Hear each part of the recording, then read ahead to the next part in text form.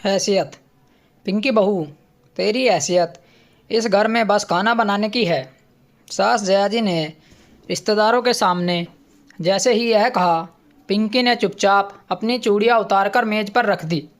फिर अपने पति गौरव की तरफ देखकर बोली, आज फैसला आप कर दीजिए। आपको अपनी माँ के लिए नौकरानी चाहिए या अपने बच्चे के लिए माँ। पूरा हॉल एकदम शांत हो गया था, लेकिन जया जी का गुस्सा कम होने की जगह और बढ़ गया। देख रहे हो गौरव, कैसे आंख दिखा रही है मुझे।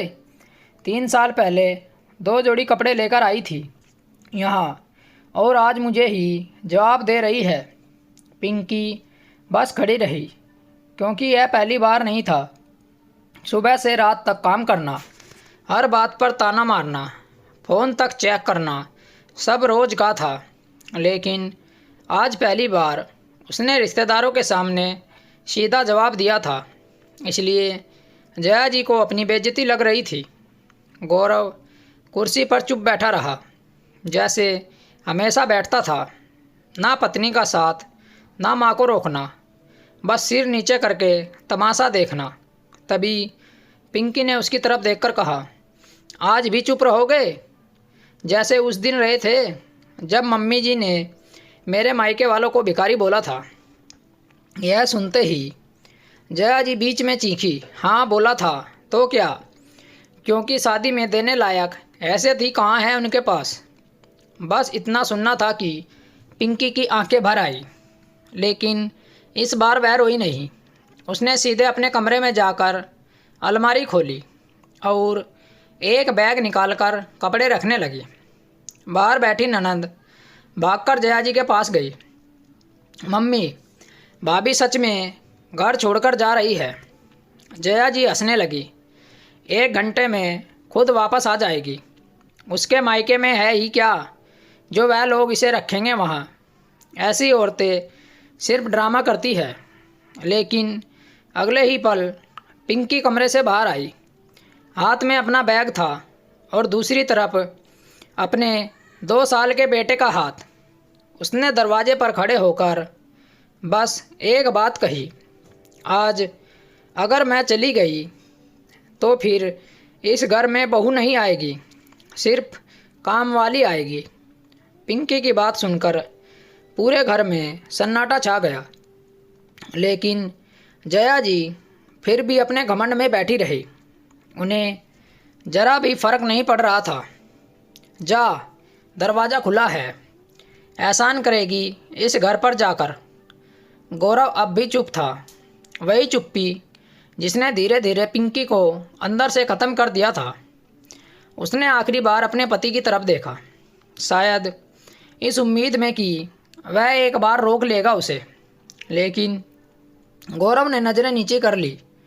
पिंकी ने बेटे का हाथ पकड़ा और बाहर निकल गई। दरवाज़ा बंद होने की आवाज़ इतनी तेज थी कि पहली बार गौरव घबरा गया था। ननंद धीरे से बोली, भैया, भाभी सच में चली गई है। लेकिन जया जी तुरंत बोल पड़ी, 2 दिन मायके में रहेगी तो अकड़ निकल जाएगी। उधर पिंकी ऑटो में बैठी थी। उसका बेटा बार बार पूछ रहा था, मम्मी, हम अपने घर कब जाएंगे। यह सुनते ही उसकी आंखों से आंसू निकल गए, क्योंकि जिस घर को वह अपना समझती थी वहाँ उसकी इज्जत की कोई कीमत ही नहीं थी। रात के करीब 10 बजे गौरव कमरे में गया तो पहली बार उसे कमरा खाली लगा। ना पिंकी की आवाज़, ना बच्चे के खिलौने, ना वो छोटी छोटी बातें जिनसे घर घर लगता था। तभी उसकी नज़र बेड पर रखी एक फ़ाइल पर पड़ी।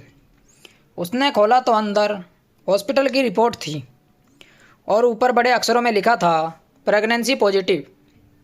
गौरव के हाथ कांप गए। उसे समझ नहीं आया कि पिंकी ने यह बात उससे छुपाई क्यों। तभी फाइल के अंदर एक छोटा सा कागज़ नीचे गिरा, जिस पर पिंकी ने लिखा था, सोचा था इस बार खुशखबरी सुनाकर शायद इस घर में मेरी जगह बन जाएगी। लेकिन आज समझ आ गया, यहाँ सिर्फ काम करने के लिए चाहिए थी, बहू नहीं। गौरव के हाथों से वो कागज़ बार बार फिसल रहा था। उसका दिमाग सुन्न पड़ चुका था। कुछ समझ नहीं आ रहा था कि क्या करे और क्या बोले। उसे याद आया, पिछले कई दिनों से पिंकी बार बार चक्कर आने की बात कह रही थी, कमज़ोरी की बात कर रही थी, लेकिन हर बार जया जी यही बोलती थी, काम नहीं करना पड़े इसलिए नाटक कर रही है।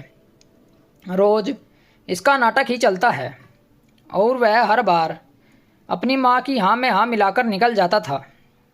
आज पहली बार उसे खुद से घिन आ रही थी। रात के 12 बजे उसने पिंकी को कॉल किया। 1 बार, 2 बार, 3 बार, लेकिन हर बार फ़ोन कट जाता। फिर अचानक पिंकी का मैसेज आया, अब याद आ रही है मेरी? यार रिपोर्ट पढ़ ली है तुमने? यह सुनते ही गौरव की सांस अटक गई। उसने तुरंत कॉल किया, लेकिन इस बार पिंकी ने फ़ोन उठाया।